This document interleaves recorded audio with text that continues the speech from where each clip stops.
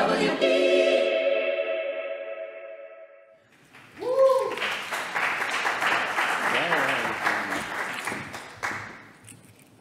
right, yeah. So we're gonna talk about more sports or more fitness, I guess. We'll start with actually the fan experience side of sports. We're gonna split the talk into two mini tracks, so to say. First, we'll cover kind of what is driving the future of the fan experience and give a quick overview, as you can see here, on kind of the technologies that are enabling future fan experiences, especially when it comes to VR and 3D experiences. And then we're going to talk about the player experience, the athlete experience. So yeah, quick overview. It's basically three technology waves, so to say, that we see driving immersive fan experiences at the moment. It's artificial intelligence. I'll go into the details there on the next slide. It's immersive environments, virtual worlds, broadly speaking. Obviously, then below that, you have various technologies, game engines, etc. And then you have the interface layer with VR and AR. Yeah, that's basically the slide that talks about the two mini tracks. I flipped them around somehow. As you can see, when it comes to the fan experience, the one use case that has us excited about these technology waves is obviously the virtual stadium experience. That's something that my company Vertex is working on in different verticals. Right now, we're actually live with League of Legends World Championships as a virtual stadium experience. If you want to check it out, Thursday to Sunday, the next round of matches starts. Yeah, I'm just going to jump right into the various technologies that are driving this that I mentioned beforehand. So what is happening with artificial intelligence? So basically, how we envision the future of an immersive fan experience is to go beyond video broadcast. If you think about 1D, 2D, 3D, we first had audio broadcast, so everybody would stand around a radio and listen to the broadcast, like what's going on in the game, and that was really exciting. And then television started happening, so it was now you had an image of the stadium. The 3D aspect now is actually you're getting the full data from what's happening on pitches, on courts around the world, in arenas around the world.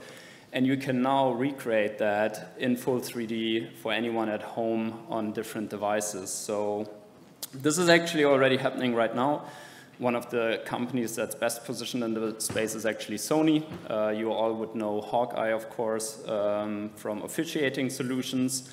They have driven that to the extent where they are now limp tracking 22 players on a field in real time.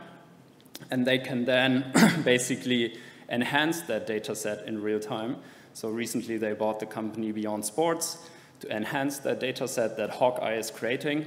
And that enhanced data set now is readily usable for any game engine. Well, it's not quite that easy, but actually, yes, to some extent it is, if you know what you're doing. And that is super exciting, because if you now extrapolate from what is happening already now, and if you extrapolate from what you see, the advances you see in machine learning, then you can imagine that we're not far out, maybe a few years from basically any arena, any stadium in the world, having the full 3D data of athletes playing on the field, and not just Hawkeye's expensive cameras, but any cameras. I know at least 5, 6 other companies that are working on that same capability and will get there. It's just a matter of the algorithms to some extent and the training data sets.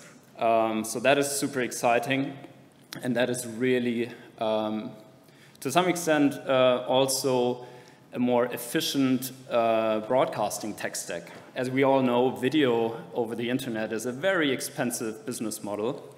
Sending data is actually quite cheap. So we've been dealing with these data sets already, and actually much more complex data sets when it comes to what we're doing in the esports and gaming space. And you're talking less than 1/10 of the data the data rate than a 720p video, for example. So it's a lot more efficient also in terms of cost of delivering content. But the exciting thing then is, so now I'm getting all the movement data. Now I can do with it what I want. That's the beauty of game engines, right? So the one thing that is quite exciting is obviously the way you display now the players. And that's actually where technologies such as MetaHuman that we see here are quite exciting. And to some extent, it's driving especially the business decision makers' excitement about it that are older. and I belong to that too, to be honest. Where I'm like, okay, if I want to see Messi and Ronaldo play, I want to see them as close to the real thing as possible. But then a game engine has also, you have full flexibility what you actually do, how you display it, what kind of effects you add to it as well. So I could also be watching the game in Roblox, in Blocky style, and that has already happened. The last World Cup, you could go into Roblox and watch a few games as Blockies, or Fortnite more stylized. So basically, the way you display the content, you have full flexibility, and that is super exciting. That's actually what my company is very excited about, because now you have this completely new playground opening where it's kind of the same when you were getting the video signal in the 2D broadcast era, where it's like, okay, so what's the show, the broadcast show now? How do you make this entertaining? And that's now the playground where a lot of kind of product experimentation, validation around the live entertainment experience is happening. The other thing is obviously that the scale of getting users together. What makes sports events so unique to some extent is also that you come together and it's kind of this shared moment. That's when history happens. And when everyone comes together and you have this unique atmosphere, the buzz, the crowd, and it's kind of like be there or be square. And everyone would love to be in the stadium where the final is played, but not everyone can, and the tickets are expensive, etc. We're never going to take away from the real thing. It's always going to be limited.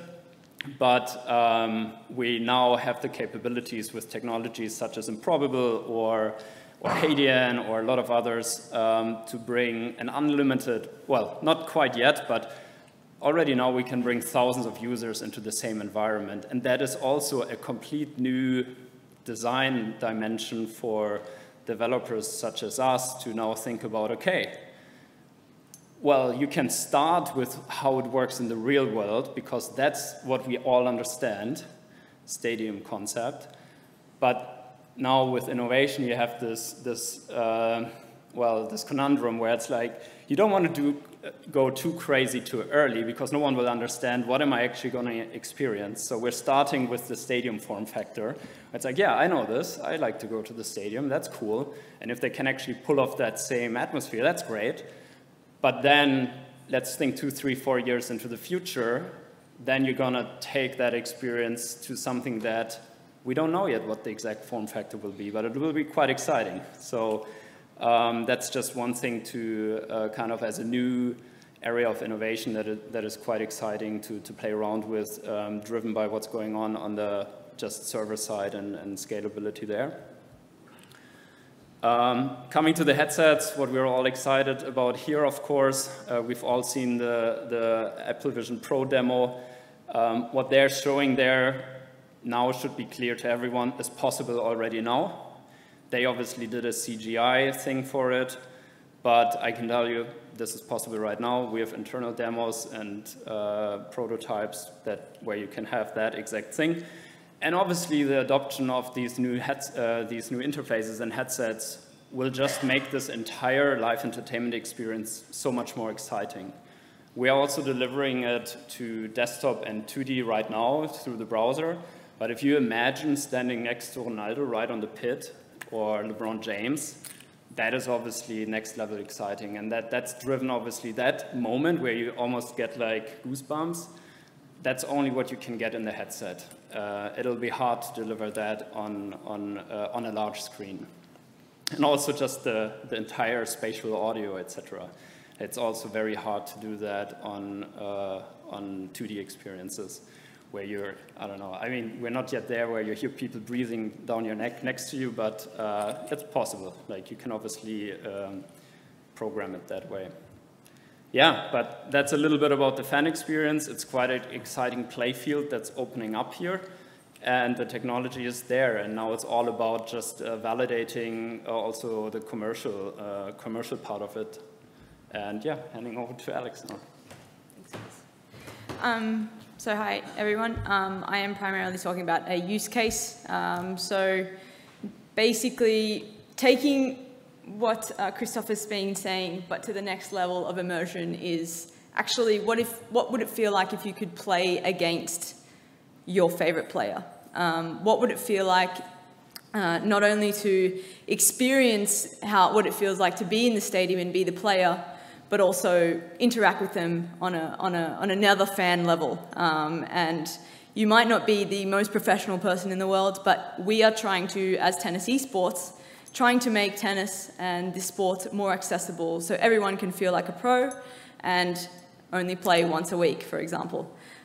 So what you're seeing here is basically the technology also exists to bring traditional broadcast of any type of tennis match in this example, with motion capture as avatars, which learn exactly the strategies to play and how they're playing in real life. So take, for example, Federer played a very good match. He hit most often cross-court or down the line. This is a little bit detailed, but his strategy, for example, in 1 year may be different to his strategy in 2024. And so with this technology, we're able to take this and replicate it and have you feel how they're playing every single year. And so that's what tennis esports is all about. So just going to the next slide. Okay. So introducing tennis esports as well. We are a VR application. We are basically multiplayer and single player, but we have two key pillars. One is a multiplayer experience where we go towards the esports route. We're bringing esports and VR esports to the Olympic Games, for example. I was in Mongolia over the summer, participating in and orchestrating the first ever East Asian Youth Olympic Games that held VR tennis as a medal event. And that's, we work primarily with tennis federations and also esports federations to bring this to light. And it's a way for tennis not only to grow in that aspect, but also to bring it to the esports vicinity, which is growing quite rapidly, as we all know. And then more importantly, talking about that single player experience where we're bringing the fan experience to another level. That doesn't only mean playing matches, it also means learning how to do the strokes piece by piece. Even if you've never played tennis before, you can learn, for example, from your avatars or from your favorite person, Federer, for example. So moving on, how does this come into everyday experiences and everyday, I guess, brands for B2B as well? So we do innovative brand activations as well to try to bridge the gap between digital and virtual reality. So bringing, I guess, tennis to your office, tennis to a rooftop in Paris, for example, tennis to your school. These are the capabilities that VR brings, and with a realistic experience such as this that we're providing and what's being able to be provided now, we can also bridge those gaps and try to grow the pie of tennis and grow the pie of sports in general, beyond esports. So this is what it looks like. We do tournaments as well, as we said, so we are bringing brands into our game. We are exposing those brands for longer periods of time, just like esports. And we are working with professional tournaments and tennis federations, as I said. That also looks like leagues as well, office leagues, school leagues, and everything under that pillar. And we're moving towards the Olympic series. This is just one of the examples that we've done recently.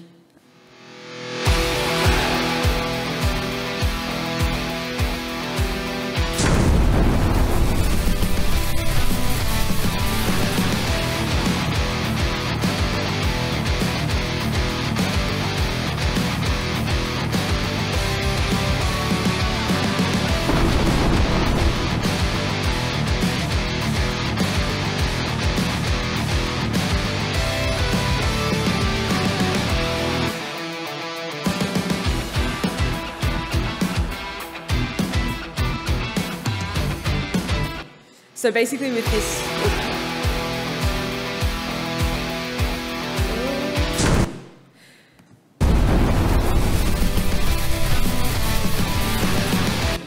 Okay, yeah. Sorry, so basically with this example, we had a Motorola as our sponsor for this virtual tournament. And what we did was we had a virtual lead-up, and we actually hosted the final at an ATP or WTA event, which is the professional series.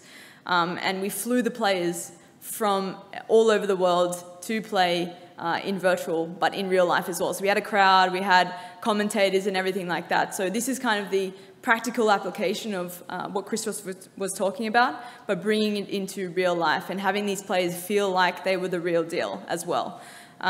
We had it broadcast as well, and it was quite an experience, but we're navigating that situation as brands are exploring these different types of avenues. And as you can see, it's quite prominent in mobile gaming at the moment, and it's not only growing in that, the Olympics is obviously going towards that. So a little bit about esports that you might not know. Peak viewers of the top 10 esports only in 2023 was at 15 million. To put that into context, the max view for a WTA or a Grand Slam like the US Open was 7.5 million viewers at the same time. So it's quite a lot, and it's also at the same level of prize money. As you can see, 29 million of the max prize pool for 2023's League of Legends game for their finals as well. And other sports exist. Golf Plus is one of our blueprints as well. They have over 1 million downloads now for VR in general, and that's looking promising for tennis as well. So that rounds it up, but open for any questions as well.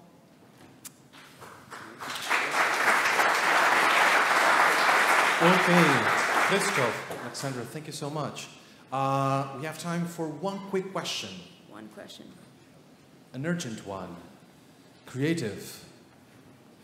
I'm sure it's going to be fine. It can be a yes or no answer, but is your solution the one used by Olympic Virtual Series? It's in talks right now. So at the moment, it wasn't Tennis Clash. It was Tennis Clash, and that was a mobile game. But we believe that's the natural transition to from mobile gaming to actually doing the moves in tennis. So yes, great that it was though. Okie dokie, let's wrap it up. Thank you so much, Christoph, Alexandra. Another round of applause for them. Okie dokie.